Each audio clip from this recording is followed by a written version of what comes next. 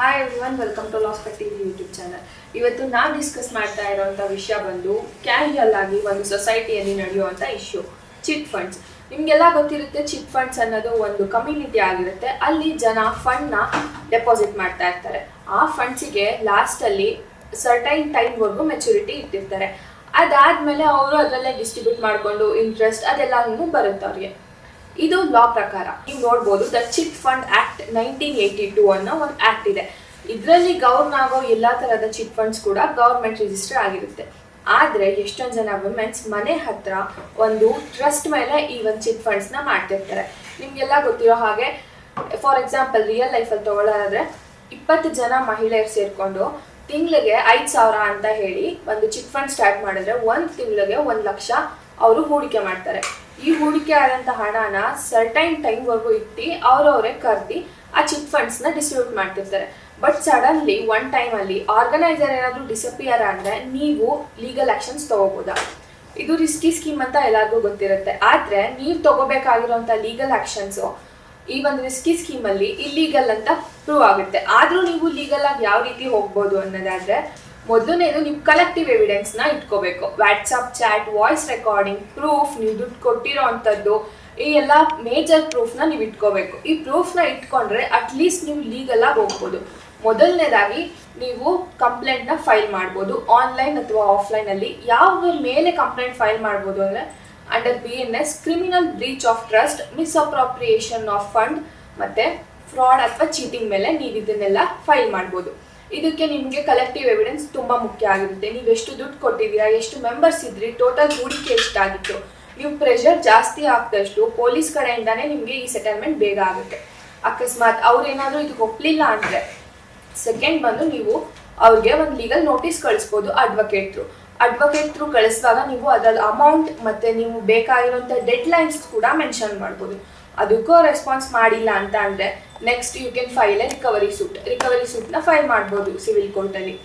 ಆ recovery ಸೂಟ್ಗೂ proper ಆಗಿ ಅವ್ರೇನಾದರೂ ನಿಮಗೆ ಕರೆಕ್ಟಾಗಿರೋ ರೆಸ್ಪಾನ್ಸ್ ಕೊಟ್ಟಿಲ್ಲ ಅಂದರೆ ನೀವು ನೆಕ್ಸ್ಟ್ ಲೀಗಲ್ ಆ್ಯಕ್ಷನ್ಸ್ ಪ್ರೆಷರಿಂದ ಮಾತ್ರ ಕೊಡಬೇಕಾಗುತ್ತೆ.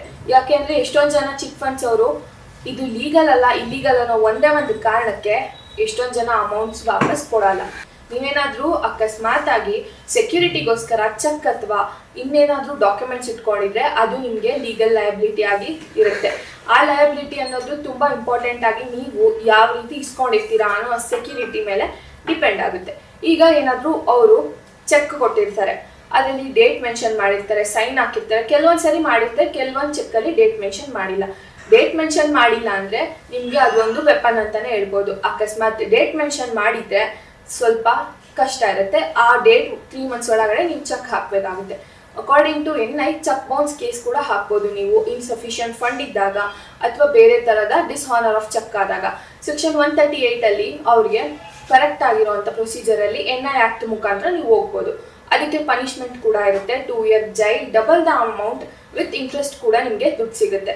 ಇಫ್ ಚೆಕ್ ಹಾಕ್ತಾರೆ ಅದರಲ್ಲೂ ಏನಾದರೂ ಪ್ರಾಬ್ಲಮ್ಸ್ ಆದರೆ, ಸಮ್ ಬ್ಯಾಂಕ್ಸ್ ಅದು ಇದು ಅಕೌಂಟ್ಸೇ ಇರಲ್ಲ, ಅಕೌಂಟ್ ಎಲ್ಲ ಹೋಗ್ಬಿಟ್ಟಿರುತ್ತೆ, ಅಂಥ ಟೈಮಲ್ಲೂ ಕೂಡ ಇದು NI ಆ್ಯಕ್ಟಲ್ಲಿ ವರ್ಕ್ ಆಗುತ್ತೆ. ಇದೇ ಥರ ಎಷ್ಟೊಂದು ಜನ ವಿಮೆನ್ಸ್ ಒಂದು ಚಿಟ್ ಫಂಡ್ ಅನ್ನೋ ಹೆಸರಲ್ಲಿ ತುಂಬ ಜನಕ್ಕೆ ಡಿಸ್ಹಾನರ್ ಮಾಡ್ತಿರ್ತಾರೆ, ಅಮೌಂಟ್ ವಾಪಸ್ ಕೊಟ್ಟಿರಲ್ಲ, ಈ ಥರದ್ದೆಲ್ಲ ಸಿಚುವೇಶನ್ಸ್ನ ಫೇಸ್ ಮಾಡಿರ್ತಾರೆ. ಬಟ್ ನೀವು ಲೀಗಲ್ ಆಗಿ ಕೂಡ ಈ ಒಂದು ಪ್ರೂಫ್ನ ಇಟ್ಕೊಂಡ್ರೆ ಆ್ಯಕ್ಷನ್ಸ್ ತೊಗೋಬೋದು. Even if chit funds illegal ಇದ್ದರೂ ಕೂಡ ಚೆಕ್ ಅನ್ನೋದು ಸಪ್ರೇಟ್ ಲಯಬಿಲಿಟಿ ಆಗುತ್ತೆ. ಅದು ಒಂದು ಪ್ರಾಮಿಸ್ ಥರ ಆಗಿರುತ್ತೆ. ಅದರಿಂದ ಚೆಕ್ಕಿಗೂ ಚಿಟ್ ಫಂಡ್ಗೂ ಯಾವುದೇ ಥರದ ಕನೆಕ್ಷನ್ಸ್ ಇರಲ್ಲ. ನೀವು ಸಪ್ರೇಟಾಗಿ NI ಆ್ಯಕ್ಟಲ್ಲಿ ಈ ಒಂದು ಕೇಸ್ನ ನಡೆಸ್ಬೋದು. ಇದೇ ರೀತಿ ನೀವೇನಾದರೂ ಯಾರ ಹತ್ರ ನಾವು ಚಿಟ್ ಹಾಕಿದ್ರೆ ನೀವು ಪ್ರಾಪರ್ ಆಗಿರೋವಂಥ ಎವಿಡೆನ್ಸ್ನ ಕಲೆಕ್ಟ್ ಮಾಡ್ಕೊಬೇಕು. ಯಾವುದೇ ಥರದ ಲೇಟ್ ಸಬ್ಮಿಷನ್ ಮಾಡಬಾರ್ದು, ಲೇಟಾಗಿ ನೋಟಿಸ್ ಕಳಿಸ್ಬಾರ್ದು.